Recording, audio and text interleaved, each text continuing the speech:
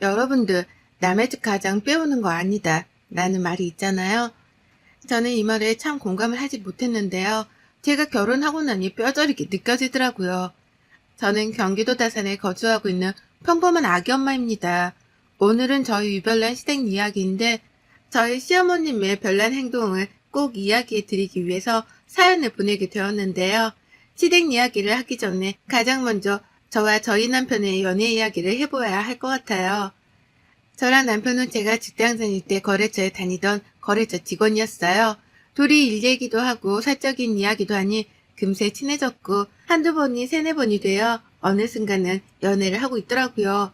그러다 결혼 이야기가 슬슬 오갔고 저희 부모님은 두 분 다 정년퇴직을 하셔서 노후 준비가 탄탄하게 되어 있으시고 반면 시댁은 아버지가 오랫동안 투병 생활을 하다 돌아가셔서 집이 많이 기울었다고 하더라고요. 남편네는 시어머니, 시누언니, 남편 이렇게 세 식구인데요. 시누언니는 원래부터 독신 생활을 꿈꿔서 일만 알고 지내는 분이라고 남편이 늘 이야기했었거든요. 주변에서는 왜 홀 시어머니한테 시집을 가느냐, 그건 지옥문이다 등등을 많이 말씀해 주셨지만 그땐 그런 말들이 들어오지 않았던 것 같아요. 그 뒤로 상견례를 앞두고 있을 때 저희 부모님은 편안한 곳에서 식사를 하기를 바라시고 시어머니 되실 분은 이럴 때 유명한 코스 요리집에 가고 싶다고 하시더라고요. 저희가 당연히 내려고 생각해 적당한 곳으로 모시려고 했지만 시어머니 되실 분이 너무나 그런 곳을 원했기에 정말 비싼 한정식 집으로 상견례를 하였습니다. 비용은 당연히 저희가 내려고 계산하려는데 저희 부모님이 식사 가격이 만만치 않을 것 같다고 생각하셨나 봐요. 미리 내주셨더라고요. 시어머니 되실 분은 그런 것도 모른 채 앞에서 음식이 생각보다 별로인 것 같다는 등의 이야기를 늘어놓으셨죠. 그 뒤로 결혼 준비는 매우 힘들었어요. 한복을 맞추는데도 꼭 한복을 굳이 사고 싶다고 하시는 거예요. 요새 누가 한복을 입나요? 한복이 솔직히 한두 푼도 아니잖아요. 저도 저희 엄마도 다 대여를 하는데 어머님은 그 한복이 너무 마음에 들어서 이런 걸로 꼭 하나 맞추고 싶었다고 하니 그때 남편은 그냥 하나 사드리자 우리가 이러더라고요. 이뿐만이 아니라 예단하는 데에서도 너무 요구하시는 게 많아서 예단 예물 생략하기로 했는데 저희 집에서 그래도 가장 좋게 해주셔서 보내드렸어요. 이게 결혼의 지옥문이 시작된 것일까요? 결혼하고 나서도 어머님의 요구는 끊이지가 않았어요. 시자가 들어가서 아마 더 얄밉게 제가 생각하는 걸 수도 있었겠지만 전화만 드리면 입에서 서운하다라는 말이 먼저 튀어나오셨거든요. 항상 또 뭐가 먹고 싶다, 이런 것 좀 사달라 이런 말을 하시니까 쿠팡이나 마켓컬리에서 장 봐서 보내드리고 저희가 못 가는 날에는 배달 어플로 어머님 드시고 싶은 음식들도 시켜드리곤 했어요. 당연히 최선을 다했다고 생각했고요. 그렇게 결혼 생활하는 내내 연애 때 안 싸우던 남편과 저도 큰 소리를 높이게 되고 사이가 멀어질 때쯤 임신이라는 사실을 알았습니다. 남편과 저는 아이가 생기면서 사이가 다시 자연스레 좋아졌죠. 어머님 또한 아이가 생겼다고 하니 전보다는 좀 서운하다라는 말을 덜 하시더라고요. 그렇게 10개월을 만난 우리 아이는 정말 예쁘다라는 말로는 표현할 수 없을 정도로 너무 경이롭고 행복하더라고요. 몸은 힘들었지만 아이를 품에 안고 있으면 온 세상을 다 가진 기분이었습니다. 그러다 신생아 때 아이의 심장에 조그마한 구멍이 나 있는 것을 알았습니다. 정말 그때 세상에 태어나서 꺼이꺼이 울어본 것 같아요. 다행히도 심장의 구멍은 신생아 때 간혹 있는 일이라 자연스럽게 커가면서 다치기도 하는데 그렇지 못하면 그때는 수술을 해야 할 수도 있다고요. 그래서 육아휴직을 냈던 회사에서도 저희는 맞벌이를 해야 했지만 아이 건강을 위해서 제가 퇴사를 하였습니다. 10년 다닌 회사라 회사 사장님께서도 아이가 괜찮아지면 꼭 복귀하라고 말씀해 주셨고 감사하게도 저는 오래 다녔던 직장을 그만두었습니다. 그렇게 아이를 케어하는 일에만 몰두를 하였고 다행히도 아이는 많은 잔병치레 없이 잘 자라주고 있었어요. 그러다 어느 날 어머님께 전화가 왔더라고요. 받아보니 이번에 이사를 가야 하는데 요새 전셋값이 다 비싸다. 혹시 너 오래 다녔으니 퇴직금이 좀 되면 빌려달라고 하시는 거예요. 가족끼리 돈거래 안 하는 게 맞다고 생각한 저는 처음에는 어려울 것 같다고 했거든요. 근데 어머님이 저보고 너무 매정하다면서 갑자기 툭하니 전화를 끊으시더라고요. 그 뒤로 그날 저녁 남편이 어머님께 전화를 받았는지 우리가 아직 그렇게 큰 돈 들어갈 곳이 없으니 엄마 먼저 빌려드리면 어떻겠냐고요. 사실 지금 살고 있는 이 전세 아파트는 저희 아빠 친구분이 집주인이셔서 시세보다 굉장히 저렴하게 살고 있거든요. 너희 청약 될 때까지 오래 거주해도 된다고 말씀하셔서 진짜 감사하게도 이렇게 살고 있어서 저는 사실 빨리 청약돼서 조금만 집이라도 저희 집을 가지고 싶은 게 가장 최종 꿈이었거든요. 그래서 그 돈은 청약되었을 때 계약금이라도 하려고 가지고 있으려고 했는데 남편이 저러니 우선은 알겠다고 하고 어느 때까지 기한을 정해서 그 안에는 받을 거라고 얘기했죠. 어머님이 돈 빌려준다는 말이 기분 좋으셨는지 전화가 와서는 자기가 한 달에 조금씩이라도 이자를 주신다는 거예요. 공짜로 빌리는 게 너희도 힘들 텐데 자기가 조금 내겠다 하면서요. 웬일이지? 싶어서 마다하지 않았죠. 그렇게 퇴직금이 들어오고 빌려드리고 난 후 한 3개월 정도는 소정의 이자를 주시더군요. 근데 그 이후부터는 아예 들어오지 않더라고요. 그걸 또 물어보기 그래서 기다리고 있는데 마침 전화가 와서 말씀하시길래 저도 이자 이야기를 꺼냈어요. 그랬더니 요새는 후불이자가 더 낫다면서 자기가 돈 갚는 날 이자를 그때 다 쳐서 주겠대요. 솔직히 믿지도 않았지만 그래도 가족이니까 그 정도는 해주겠지 생각했던 것 같아요. 그러다 덜컥하고 넣은 청약에 당첨이 된 거예요.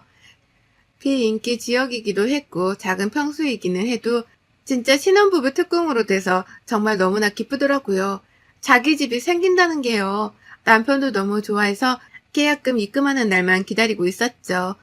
어머니께 빌려드린 돈도 기한도 거의 끝나서 이번에 저희가 청약이 돼서 그 돈으로 계약금을 내려고 한다. 언제쯤 줄 수 있냐 물어보니 조금만 기다리라고 곧 준다고 하시더군요. 알겠다고 하고 며칠 동안 아무리 기다려도 깜깜무소식인 거예요. 계약금 기한은 다가오는데 그래서 빨리 어머님께 전화도 드리고 찾아도 가보았어요. 그랬더니 찾아가서 돈 달라고 말씀드리니 하시는 말이 정말 가관이더군요. 자기를 꼭 나쁜 사람 만든다면서 어련히 줄 텐데 뭐 이렇게까지 쫓아왔냐면서 그러시길래 저희 사정 다 알지 않냐. 그나마 이제 집이라도 생겨서 이사 안 가고 살려고 하는데 그의 월급도 뻔하고 저도 일을 안 하고 목돈이 그거밖에 없다.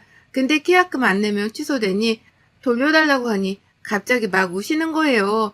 자기도 뭐 안 주고 싶어 그런 것 같냐면서요. 또 그렇게 우시는데 막 달라고 하기 그래서 우선은 집에 와서 남편과 상의를 하는데 남편은 있는 돈이랑 부족한 돈은 신용대출 받아서 계약금을 내자고 하더군요. 지금 저희는 맞벌이도 아니고 외벌이로 사는데 대출까지 받아서 그 이자까지 내면 앞으로 어떻게 살겠어요. 중도금도 아무리 후불제라고 해도 대출을 받아야 하는 상황이라고 막 했죠. 그렇게 아무 소득 없이 이야기가 끝나고 도저히 안 될 것 같아 친정 부모님께 사정 설명을 드렸어요.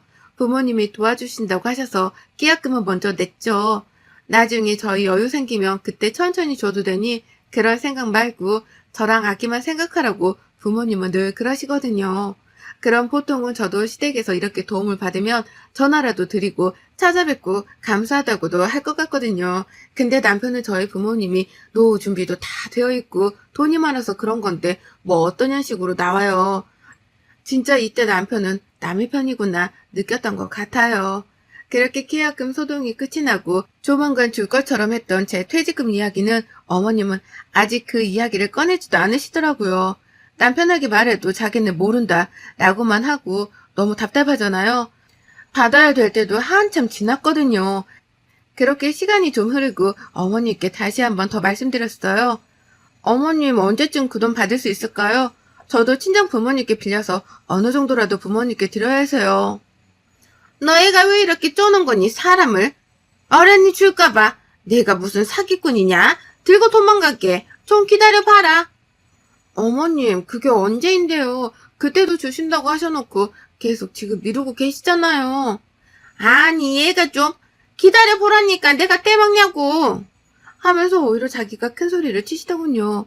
남편은 남편대로 엄마가 줄 거니 기다리라고 하고 너무 답답하잖아요. 그런 답답한 마음을 가지고 살고 있는데 그 주 주말에 친정에서 시댁에 가져다 주라고 과일 같은 거를 보내주셔서 남편이랑 아이랑 시댁으로 건너갔어요.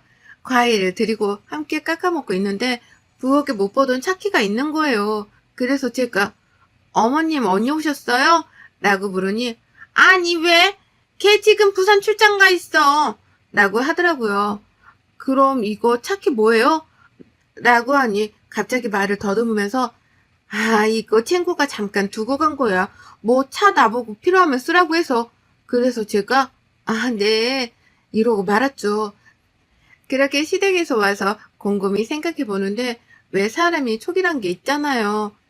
아무래도 어머님네 한번 다시 가봐야겠다고 하고 있다가 남편한테 잠깐 아이를 맡겨두고 시댁으로 급습했어요. 근데 정말 그때 제 눈을 도려내고 싶을 정도였어요. 어머님 집으로 가는데 나오는 모습이 어머님만 있었던 게 아니라 어떤 남자분이랑 같이 나오는 거예요.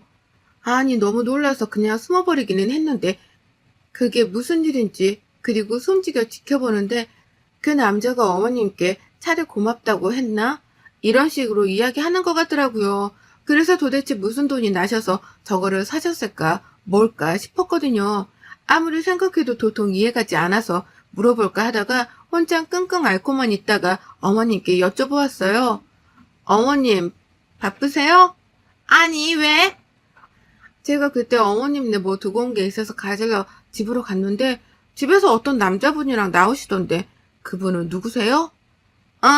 누구? 나 맞아? 내가 남자랑 왜 있겠어? 아니 진짜 어머님이셨어요. 남자친구분은 아니시죠? 아니 무슨 남자친구야. 그냥 친구야 친구. 친구인데 차를 선물하세요? 어머님은 돈이 어디서 나서요? 이사하시면서 다 쓰셨잖아요. 무슨 차를 선물해. 네가 잘못 들은 거겠지. 옛날에 나랑 같은 동네 살던 그냥 아는 친한 동생인데 집에 놀러 오고 싶다고 해서 놀러 온 거야. 무슨 남사스럽게 남자친구니. 그런 거 아들한테는 절대 꺼내지도 말아라. 네. 이렇게 아무리 대화를 나눠도 도통 그 사이가 보통의 사이는 아니었던 것 같거든요. 그런 오해가 조금씩 사라질 때쯤 신호 언니가 출장에서 올라와 저희 아기 보러 온다고 집으로 놀러 왔더라고요. 바리바리 아기 선물을 들고 와서 같이 언니랑 집에서 밥도 먹고 커피도 마시고 있는데 언니가 저보고 요새 아파트 사기 너무 힘들겠더라. 그래도 너희는 집 돼서 진짜 다행이지. 맞아요 언니 너무 힘들어요. 어머님 아파트 전세도 그 동네 다 올랐다고 하더라고요. 그러니까 그래서 엄마 전세에서 월세로 돌렸잖아. 내가 지금 월세 내주고 있는데 만만치 않더라. 보증금을 많이 내도 월세가 장난 아니야. 네? 월세요? 어머님 전세 아니세요? 아니야. 전세 살다가 엄마가 하도 그 집을 마음에 들어 하는데 거기는 월세로만 두려고 한다고 해서 일단 전세 보증금 넣어놓고 월세비 내가 내주고 있어. 엄마 혼자 사는데 나도 나가 있는 게 미안하고 그래서. 갑자기 언니 말을 듣는데 순간 머리가 멍해졌어요. 어머님이 분명 저에게 전세 가격이 올라서 그거 보태려고 돈을 빌려가셨다고 했는데 월세로 돌린 거면 제 돈은 어디로 간 건지 갑자기 머리가 새하얘지는 거예요. 언니, 저 어머님이 전세 가격 때문에 퇴직금 받은 거 좀 빌려달라고 하셔서 빌려드렸는데 지금 월세인지 저 몰랐어요. 라고 하니 언니가 아니 얼마나 빌려주냐고 왜 그런 큰일을 말 안 했냐고 하더라고요. 자기는 몰랐다고요. 그러면서 엄마가 도대체 그 돈이 어디에 필요해서 빌린 거냐고 자기가 분명 계약할 때 금액도 다 확인하고 월세도 꼬박꼬박 내주고 있다고 하면서요. 그렇게 언니가 당장 엄마한테 가보자고 어머니께 갔더니 집에 안 계시는 거예요. 근데 언니가 막 옷장을 뒤지더라고요. 서랍장이요. 통장을 찾으려고 하셨던 것 같은데 언니가 옷장을 여는 순간 발견한 건 명품 옷부터 가방까지 쫘르르 있더라고요. 언니랑 저는 순간 너무 당황해서 어찌 해야 할지를 몰랐고 그때 어머님이 들어오셨는데 제가 지금까지 보던 어머님과는 180도 다른 모습이었어요. 화장도 거의 안 하시고 그런 분이셨는데 지금 어머님은 화장이 엄청 화려한 옷과 구두와 신발 액세서리를 하고 있으시더라고요. 심지어 어머님 뒤로 따라오던 사람이 더 충격적이었는데요. 제가 그때 본 그 남자더라고요. 어머님은 너무 놀라서 그 자리에 서 있고 그 남자라는 분은 누나 누구야? 이러고 있더군요. 순간 언니가 너무 화가 나서 지금 누구신데 저희 집에 들어오려고 해요? 라고 하니 자기가 누나 남자친구라고 했나? 그래서 언니가 당장 우선 나가라고 하고 그 남자는 보내고 어머님이랑 저랑 언니랑 셋이 앉았어요. 언니가 어머님께 정말 나지막한 목소리로 엄마, 이게 무슨 일이야? 제 퇴직금도 전세 보증금 올린다고 빌려달라고 했다는 건 또 무슨 말이야? 당장 말해. 나 도는 거 보기 싫으면. 아니, 그게 아니라. 당장 말해, 엄마. 나 지금 여기 있는 거 다 뒤집어 엎기 전에. 제 돈은 차 사는데 썼어. 무슨 차? 엄마가 차가 왜 필요해? 그리고 차가 필요하면 나한테 말을 해야지. 왜 제 돈은 왜 빌려가? 그 돈 에너지 계약금 하려고 달라고 했다던데 그럼 팔아서라도 줘야지. 지금 장난한 거야 나랑? 아니 팔려고 내놨는데 돈이 좀 부족해서 고민하고 있었어. 엄마 이게 도대체 무슨 말이야. 저 옷장에 있는 건 다 뭐야. 무슨 돈이 나서 이렇게 한 거야? 아까 저 남자는 누구고? 어머님이 그 뒤로 꺼낸 이야기는 정말 경악을 금치 못하는 이야기들이었어요. 저희 어머님이 등산이랑 테니스를 잘 치시는데 테니스에서 만난 남자친구래요. 그 남자가요. 테니스 코치인데 처음에 만나고 이런 것보다 그냥 몇 번 만나서 밥도 먹고 영화도 보고 했는데 어느 순간 잘 만나니까 그냥 외로워서 집에도 놀러 오고 그랬다고요. 그리고 차는 그 남자애랑 데이트하려면 차가 필요하기도 하고 남자가 자기도 차가 있었으면 해서 같이 타고 다니려고 산 건데 그 남자애가 차값은 당연히 자기가 준다고 해서 먼저 낸 것뿐이라고요. 그리고 그 돈을 저한테 빌려서 그 차를 사신 거죠. 언니랑 저는 정말 어머님의 이야기에 경악을 금치 못했고 그럼 나머지 사치한 돈은 어디서 났냐고 어머님께 소리소리 지르니까 뭐 보험 해지하고 카드비도 좀 지셨더라고요. 우선 그 차는 팔면 손해라 언니가 저에게 정말 미안하다면서 제 퇴직금은 돌려주셨어요. 됐다고 정말 됐다고 나중에 차 팔리고 받는다고 했는데 정말 미안하다면서 돈을 주시는 거예요. 그리고 나서 어머님은 결국엔 그 차를 다 파시고 그 남자분 만나려고 했던 사치용품들은 언니가 다 갖다가 환불할 수 있는 건 하고 다 팔았더라고요. 제값도 못 받았지만 언니는 그래야 마음이 편할 것 같다고 다 정리하시더라고요. 그리고 어머님 집도 정리했어요. 언니랑 올해 어머님이랑 따로 떨어져 살아서 자기가 엄마가 어떻게 사는지도 모르고 자책을 많이 하셨어요. 엄마가 저렇게 망가지는지도 몰랐다고요. 어머님은 그 일이 있고 나서는 저한테 전화를 안 하세요. 남편은 자기 엄마가 그러기 전에는 엄마 불쌍한 사람이다. 네가 이해 좀 해줘라. 맨날 그딴 소리만 해대었는데 언니한테 그날 저녁에 한 대 맞았거든요. 그런 일이 있으면 자기한테 말하고 당연히 못 빌리게 또 빌렸으면 빨리 갚으라고 했어야지. 네가 뭔데 네 돈도 아닌데 엄마가 쓰라고 하게 놔두냐. 그게 사람이 할 짓이냐면서 너는 장인어른 장모님 부끄럽지도 않냐면서 자기는 이 사실을 알면 정말 우리 집안이 얼마나 콩가루라고 생각하시겠냐고 많이 혼나고 한 대 맞고 그랬어요. 남편은 집에 와서 무릎 꿇고 싹싹 빌더라고요. 자기가 생각이 짧았다고요. 솔직히 남편이 저렇게 할 때마다 이혼하고 싶은 생각이 굴뚝 같았는데 우리 아이 생각해서 참았거든요. 근데 언니가 저렇게 말해주니 당연한 건데도 참 고맙더라고요. 그 뒤로 어머님은 언니랑 다시 부산으로 내려가셨어요. 이번에는 부산에서 오랫동안 출장이 있어서 한 반년은 살아야 해서 거기에 월세로 얻고 잠깐 사신다고 하더라고요.